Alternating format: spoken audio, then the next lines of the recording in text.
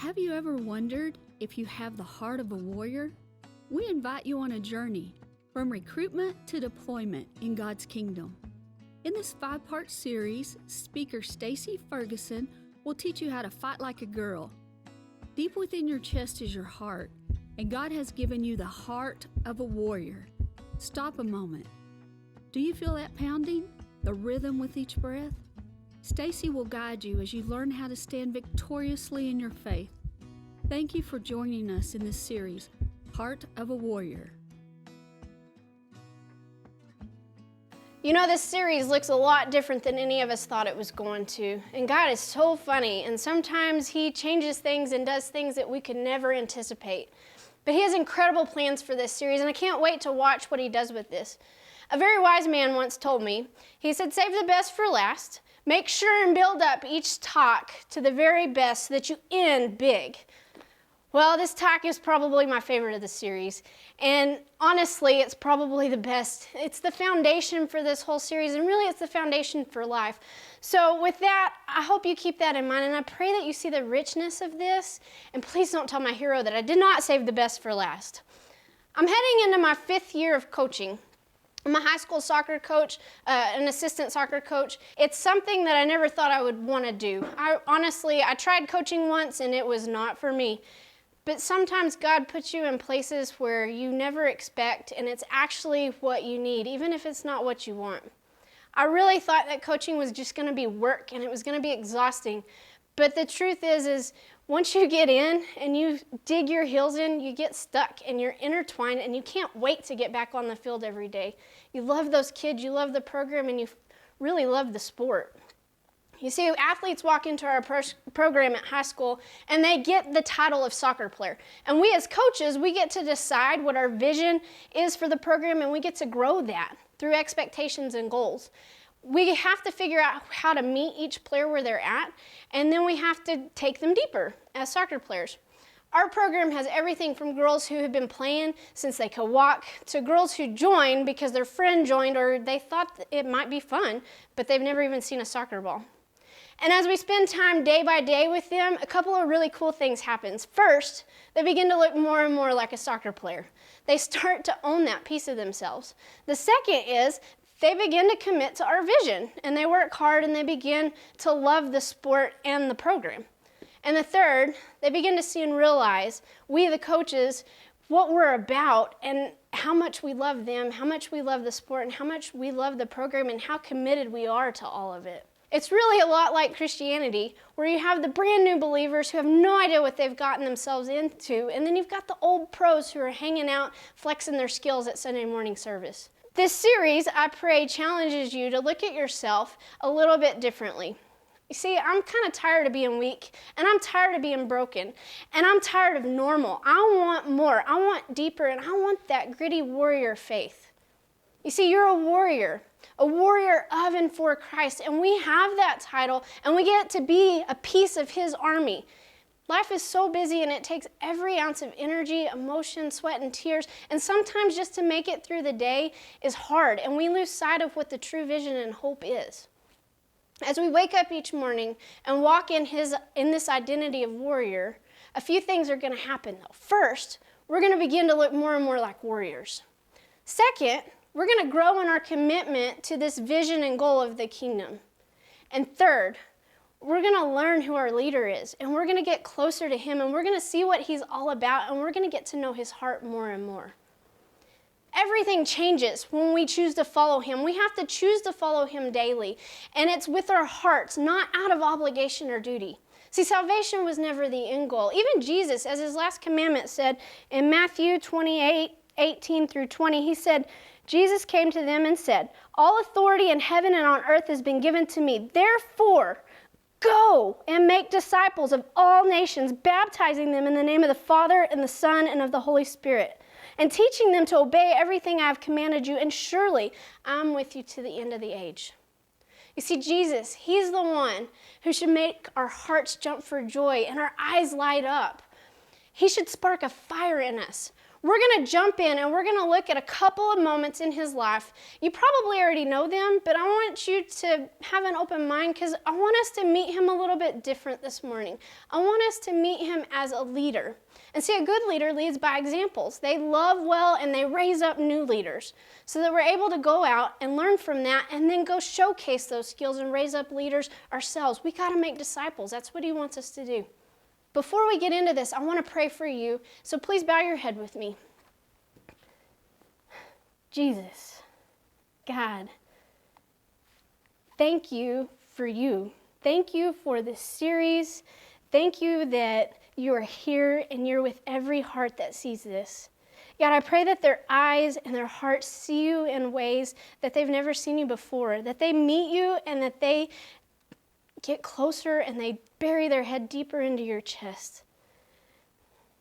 God, I pray that this talk, this part of the series, that when they hear your name, that they just fall more in love with you, that their hearts beat more and more for you, and that they see you as the leader that you are for us, and that they get stirred and they get excited and they want to move for you and move this kingdom forward. Lord, I pray that each heart just is blessed and that they just see you. I just want everyone to just see you and meet you that way. Lord, we love you so much. It's in your name we pray. Amen. Jesus never let anyone treat him as anything special. He said the first shall be last, the last shall be first. He washed feet. He let John the Baptist baptize him. He encouraged his disciples. He went out and he served. He preached. He took care of people. And then he allowed man to nail him to a cross and he sacrificed his life for us. He truly loves us. Isn't it interesting that the King of Kings came to serve, not to flaunt his greatness? He came to serve us through sacrifice. He walked this earth choosing to wrap himself in skin and take on what it is to be completely and totally human. He walked in our shoes. He felt the wind on his face. His eyes held the weight of grief and his heart held and absorbed the hurt of loss. He understood and withstood humanness, and he walked in perfection, showing us how to do life. He led by doing it first, by being absorbed in the humanness the skin arranged. He was incredible. I want to look first at him calling the disciples. Luke 6:12 through 16 has where he calls all the disciples, but one of my favorite ones that he does that explains this is in Matthew 4:18 through 22. And this is where we meet him, and he's calling his disciples Andrew and Simon. And I love it. I love it. It's Matthew 4:18 through 22. As Jesus was walking beside the Sea of Galilee, he saw two brothers, Simon called Peter and his brother Andrew. They were casting a net into the lake, for they were fishermen. "Come, follow me," Jesus said, "and I will send you out to fish for people." At once they left their nets and followed him. Going on from there, he saw two other brothers, James, son of Zebedee, and his brother John. They were in a boat with their father Zebedee, preparing their nets. Jesus called to them, and immediately they left the boat, and their father followed him. I love this because God meets them where they're at. These two guys, Simon and Andrew, are both fishermen, and they are rough. They're mouthy, they're tough, they're prideful, and I think we would be appalled if we knew what kind of words actually came out of their mouths. They're on a boat hanging out fishing this morning. And Jesus, I'm sure he watched them for a few minutes, and I love how he meets them. He's probably studying their movements. He sees them fishing, and then he calls out to them, "Hey, you two." And they both look up at him. And I can just see the look on their faces. Peter looks at Andrew as if to say, "What does this guy want?" And Andrew, I think maybe his eyes lit up a little bit. And he's like, "Peter, I think that might just be," and he pauses. And Jesus says, "Hey, you two, come with me, and I will send you out to fish for people." Can you just see them? Did they hesitate? I don't think they did. They jumped out of that boat. They knew who he was, and they wanted to follow him. They didn't question. They weren't sure what he meant by fish for people, but they were willing to drop everything. They drop everything for him. You see, Jesus, through calling his disciples, he forms a tight-knit circle of 12. 12 men that he pours into day to day, over and over. He lives with them, and he wants to grow the kingdom with them. Can you just imagine getting to hang out with Jesus like these 12 did every day? Think about that for just a second. If your love language is touch, and he knows your wiring because, well, he made you, and he walks up and he hugs you, how cool would that feel? What if your love language is time? Mine's time. That's my big one. And I just thinking about him making me a cup of coffee and us sitting on a porch in the mountains while he lets me ask him every question I can possibly think of about creation and unicorns and fingers and toes and time and how time works. Just sitting with him on that porch and him giving me his undivided attention. What about if your love language is words of affirmation and he walks up to you and he says, hey, your heart, that in construction heart that I'm working on, it's already beautiful. I got you. Think about that. These guys got to hang out with him like that. And he spoke right to their language. He knew where to meet them at. They were a rough and tumble crew, and I think it's funny how we see God over and over in the Bible pick these rough and tumble guys, and then he's really good at meeting them where they're at. These guys got to experience God in real life.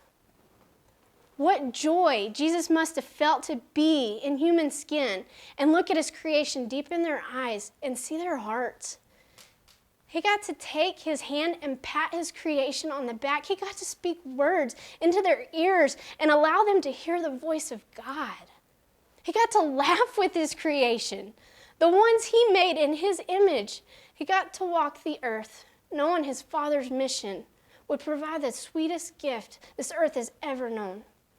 You know, I bet Jesus didn't miss a minute of it. I bet he was present in every moment that he got to walk in human skin. Even though the weight of the world rested on his shoulders. He poured into those 12. He loved those 12, even Judas, and he lived with those 12. He knew what was coming. He knew what it looked like, but he took those 12 out, and they preached the good news, and he lived with them. He went out to the people, and he shared who he was with them. He loved them. He taught them. He changed them. You see, I love how, from the very get-go, Jesus doesn't hold anything back. Hey, you guys, I know you like to fish. Come fish for men. He let his mission be made clear from the very beginning. He begins teaching that day, and they're immediately put into boot camp. It was in full effect, and he never hesitated with them. Guys, this is what we're doing. We're going to change the world. I've come to overcome the world. He was very clear with his mission. He was always honest with his disciples, and he was always growing them and meeting them right where they at. He encouraged them, and he pushed them to help him pursue this mission. No, I don't like that. Jesus was always honest with his disciples, growing them and meeting them right where they were at, never allowing them to stay stagnant. He always encouraged them to grow and be rooted more and more with him. A good leader raises up warriors who will lead. Jesus looked at these 12 guys and saw their potential for being leaders. He knew that they would move the gospel. He saw that these 12 would be able to go out and create their own circles and that they would influence and grow others. He saw their hearts for him, and he saw their hearts for others, and he knew that that mission and vision could be pushed forward. You see, we each have a circle of our own. We're being influenced by somebody even if we don't want to be, and we're also influencing others even if we don't know it. So let's let our incredible leader, Jesus, teach us how to disciple and move others forward, grow them deeper in him. Let's also look for those individuals who lead us, and let's be picky about that. Let's make sure that their heart is so in tune with his that we can see and grow from them that way. Because, man, Jesus is it. We need to follow him, and we need to be following people who follow him. I want to look at the next part in the garden. Back up. Let's look at our leader in one of the hardest moments of his life. He was in the garden. Jesus and his disciples have just had dinner. They've had Passover, and they've followed the traditions that Passover brings, but this time, Jesus has made it look a little bit different. He broke the bread saying, "This is my body, take and eat." I can just see some of the disciples around the table. You know, they're hanging out, laying on their elbows. Hey, John, what is Jesus even talking about with this being his body? A whisper hits John's ears as he bites the bread. I don't know, Matthew. I'm not sure what he's talking about. I'm sure he's just going full parable right now. So we just eat. It's fine. No big deal. Jesus raises his cup of wine. This is my blood. Drink. I'm sure now James is paying complete attention. Blood. I don't like the sight of blood. Even though I'm a fisherman, I don't like the sight of blood. What do I do with that? No, I don't like that. Jesus raises his cup of wine saying, this is my blood. Drink. I can just see James being like, I don't know. I really don't want to take part in drinking blood. He looks into his cup. Am I supposed to drink this now that Jesus has compared this to his blood? I'm sure there was a lot of confusion that night as they went through this Passover meal. It had new things coming out. Jesus brought a new thing to the table. But Jesus knew what was coming. And he knew that this night was going to be really, really tough. He was trying to prepare them. Turn with me to Matthew 26, 36 through 46. Let me just read for you. Then Jesus went with his disciples to a place called Gethsemane, and he said to them, sit here while I go over there and pray. He took Peter and 2 of the sons of Zebedee along with him, and he began to be sorrowful and troubled. Then he said to them, my soul is overwhelmed with sorrow to the point of death. Stay here and keep watch with me. Going a little further, he fell with his face to the ground and prayed, my Father, if it is possible, may this cup be taken from me, yet not as I will, but as you will. Then he returned to his disciples and found them sleeping. Couldn't you men keep watch with me for 1 hour, he asked Peter.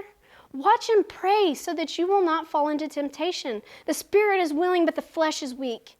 He went away a second time and prayed, my Father, if it is not possible for this cup to be taken away unless I drink it, may your will be done. When he came back, he again found them sleeping because their eyes were heavy. So he left them and went away once more and prayed a third time, saying the same thing. Then he returned to the disciples and said to them, are you still sleeping and resting? Look, the hour has come and the Son of Man is delivered into the hands of sinners. Rise, let us go. Here comes my betrayer. This is a great example of what leadership should be. They get to the garden. Jesus takes them from the Passover meal and they arrive at the garden, and he takes 7 of them and leaves them at the outermost part of the garden, asking them to sit and pray. He then takes his inner circle, James, John, and Peter, just a little bit further, and he sits with them there and asks them the same thing, keep watch and pray. And then he goes in just a little bit further and he talks to God. He had confided and prepared his 12 for what was to come, and then he took the 11 to the garden where they knew he wanted to pray. He left 7 at the outermost part of the garden, and then he pulled his 3 closest in, and they went just a little bit further. And with these 3, he really shared his anguish and his vulnerability. He wasn't weak or broken. He just shared his sorrow with them. He showed them and he allowed them to see the hurt. This was a rough night. He knew what was coming. He was maxed out in the garden at one point, and it took supernatural strength to provide for him so that he could go on. See, a good leader surrounds himself with accountability and relationship. He uses discernment, and he doesn't allow his emotions to dictate his actions or words. Jesus asked his disciples to keep watch and pray for him. He knew what he needed, and he asked them, and he trusted them for that. Notice, he asked his inner circle to come in just a little further. And his outer inner circle consisted of the other 7, and he asked him the same thing, but he shared just a little bit more with his inner circle. He stood with all his warriors that night, and then he took them from Passover meal to the garden, and they prepared for battle. You see, our leader, he's ridiculously, stubbornly unconditional. He loved his disciples. He loved them dearly. He knew at dinner that Simon Peter would deny him 3 times. He knew that that was going to happen 3 times before the rooster crowed. Peter heard the words that Jesus said when he talks to him about that, but Peter was loyal, and he loved Jesus, and he just knew that his flesh wouldn't allow him to do that. This same guy, he's the guy that never hesitated to jump out of the boat in faith. He had faith, and he was ready, and he knew he would never deny Jesus. Even in his biggest fleshly failure, because he denies Jesus 3 times that night, Jesus didn't leave him out of these guys that go to the garden. As a matter of fact, he takes him in to the inner circle. He never, ever hesitated with Peter. He knew who Peter was gonna be, even in his mess-ups. He was so unconditional with him. That's who Jesus is. This is a huge lesson for us. We need to learn from this. Ladies, let's be honest for a second. As women, we tend to be a little judgmental, and a lot of times we hold a grudge when something happens that we don't like. He didn't do this with Peter. He knew what was coming, and he still loved him unconditional. Sometimes we tend to like to be exclusive instead of inclusive, and we judge each other based on what we see as character flaws, and actually, we need to be sensitive to those God moldings. He's got plans for us, and those mistakes, we need to have grace for that. Jesus had so much grace for Peter in that moment. He didn't treat him any differently. He was completely unconditional with him. We need to be women who train up other women to be unconditional and full of grace. See, it starts with us. We got to start now, and we got to start pouring into the next generation and teaching them this idea of unconditional. It's God's grace, not our grace. When we let it be human, flesh-filled grace, bad things happen. The only way we can do this is to learn his type of grace. So let's be quick to forgive and not punish or demote. Every one of us is going to make mistakes. We have skin wrapped around our beating hearts, and we are going to mess up. We got to have grace for that, and we've got to teach these younger ones and ourselves how to be motivated by Jesus, not by the flesh. Peter did that. He was the rock that got the gospel message growing because Jesus knew what he could be and what he would be, and he poured into that. He knew that the whole time. So let's be women who love our inner circles and our inner outer circles, and let's grow them as disciples to learn his type of grace. Jesus shared with his inner three. Oh my goodness, this is so good. I love that we get to see a glimpse of Jesus in the garden. I can't even imagine. My heart aches at the thought of what he went through on the cross. But in the garden that night, he knew what was to come, and he stood there and he ached, he hurt, and he let his inner circle see that hurt. They got to look into his eyes and see the sorrow that Jesus knew what was coming, and he trusted them with that. He was vulnerable with that. He knew what was coming. I love that he's so transparent. I'm one of the worst about that. You see, I think as women, we get independent and we don't want to be vulnerable in those times that it's hard. But our leader is showing us that it's okay to be vulnerable. He wasn't weak or broken in this moment. He was sharing. He was trusting them. He was showing us human emotion. I'm really bad at this, and I have anxiety attacks. Maybe you know about that too. Maybe you suffer from that. I've learned in learning that if I will use my words and look someone in the eye and tell them, hey, I'm not good, that they move in for me, that they become a warrior for me, and that they suddenly can calm me down. We have got to be women who do that, and it's hard. It's so hard, but our leader here in the garden, in the hardest moment of his life, did that with his inner three. And through that, he taught them some important lessons that we also need to learn about vulnerability and about facing a storm. He knew what was to come. It didn't make him broken or weak. And when we are vulnerable with others and we trust our inner circles and we lead, we're going to do that too. We've got to face those storms head on. It doesn't take them away. It just makes us more vulnerable, and it builds the army. You see, we see our leader, our warrior leader here, and he's given those inner three a vulnerable view. And then he goes into battle by himself. This is very important. He leaves those three after sharing that, and he goes to God. He goes and talks to his Father. He battled there with God to the point of sweating blood. You see, when we are vulnerable with people, when we lead and we disciple, we need to do that too. We don't stay with just those people. We got to meet with God, just like our leader did. It's so important. So when we get done being vulnerable, or even while we're being vulnerable, we're looking for that way to meet God. He's with us all the time. Jesus is with us, and we need to meet him in that way. Jesus gives us a phenomenal example in the garden that night. He fought, he stood his ground, and he asked God to take the cup from him. He was a good soldier, and he was willing to do what it was going to take. He knew that God might not do that, and he didn't. You see, our leader was willing to carry all of our sin, all of that pain he knew that was waiting for him. It was really a sweet victory. A good leader does that. They do the hard things because they know the ultimate victory is worth the sacrifice and the struggle. There's a book I highly recommend. It's called Behold the Man by Chuck Swindoll. I have a really hard time with the politics of that night. And as they move from the garden to the trials, it's hard for me to, my husband's amazing. I don't understand politics, but he can spout off stuff just really, really, really easy. Chuck Swindoll, he takes this book and he explains the trials, and he does it in such a great way that your brain, if you're wired like me where you don't understand any of that, is able to wrap around what that looks like. So I highly recommend it. It's called Behold the Man. Jesus is accused of something that he didn't do. See, 6 trials, all of which he is actually never proven guilty. 6 trials that took place starting with Judas's deadly kiss around 1:30 a.m., and then it finishes around 8 a.m. The first 3 trials were religious. Ananias' residence, then Caiaphas' residence, and on to the Sanhedrin, where 70 men cast their votes declaring Jesus guilty of blasphemy and preparing Jesus for the Roman courts. See, under Jewish law, if he was proven guilty by the religious courts, he would have had to have been stoned to death. That couldn't happen because he's our Savior, and scripturally, he had to be put on a cross.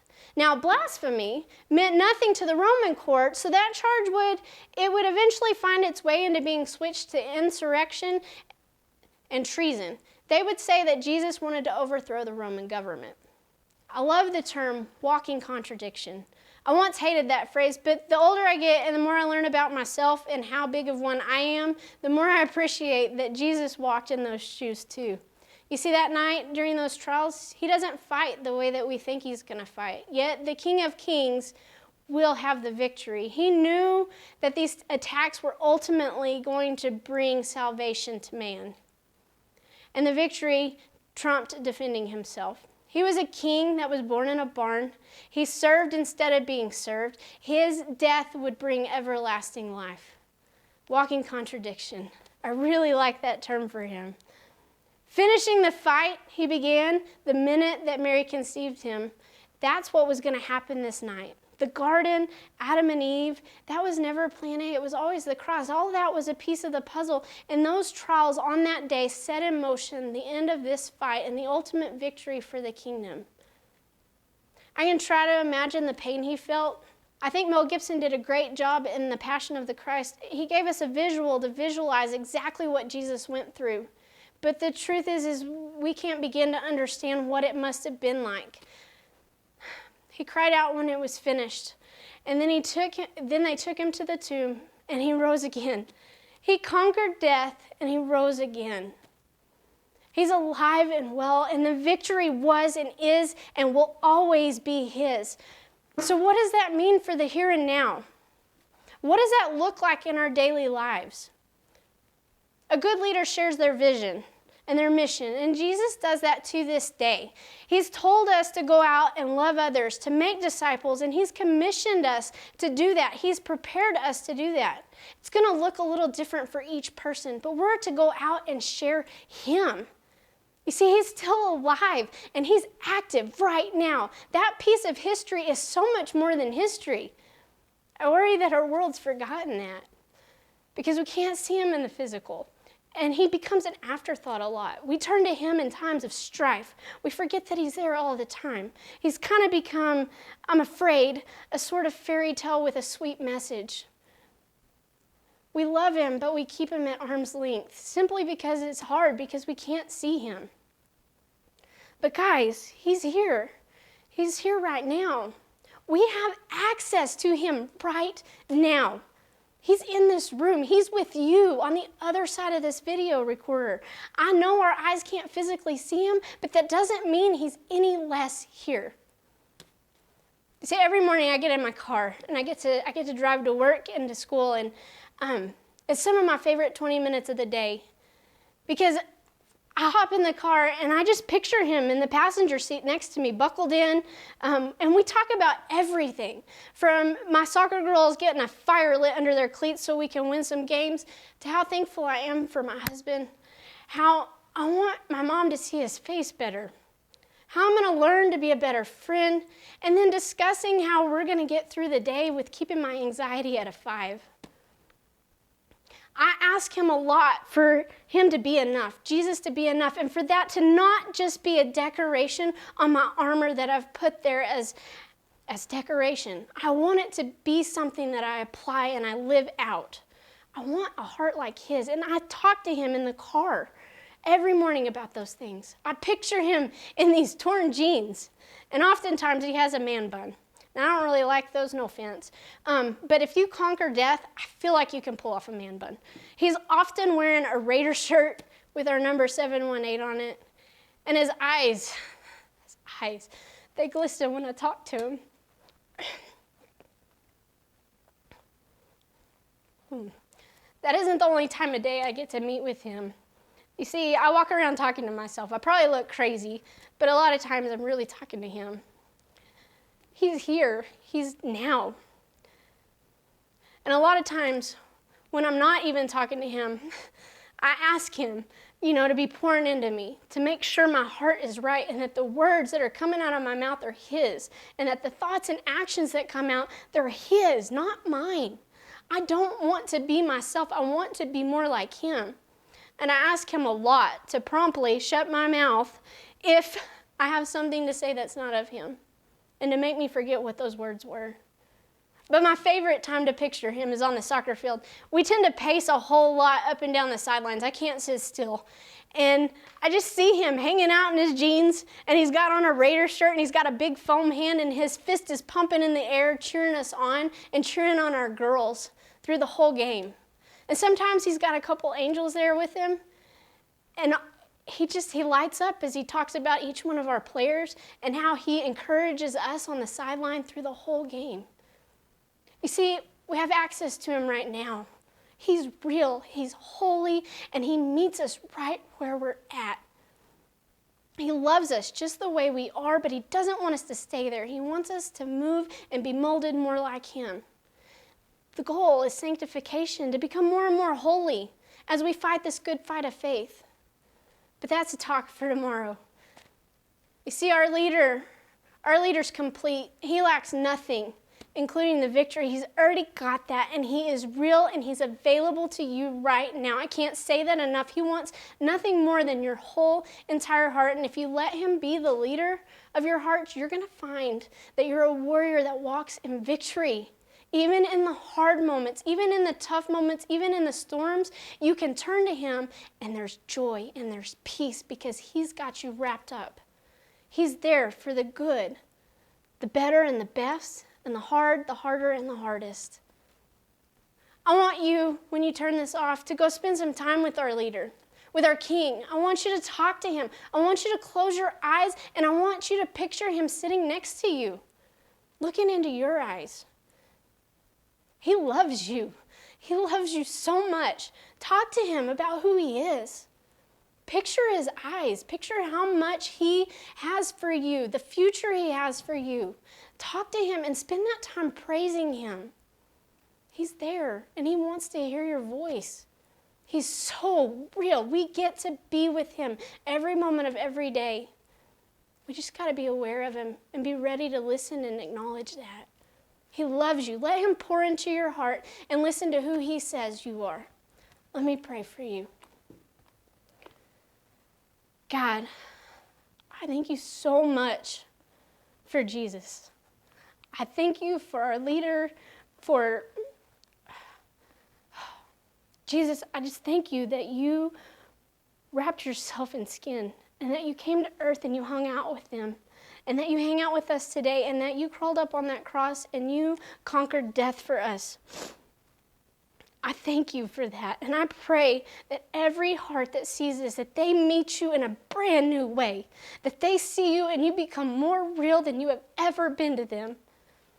And that lights a fire in them so that they go out and they move for you, that they can't help but serve you, that every ounce of them wakes up just yearning for one more minute with you. Lord, make us soldiers and warriors that walk with you and that want to serve you and follow you and worship you. We love you so much, and we are so grateful, Jesus, for all that you do. It's in your name that I pray. Amen.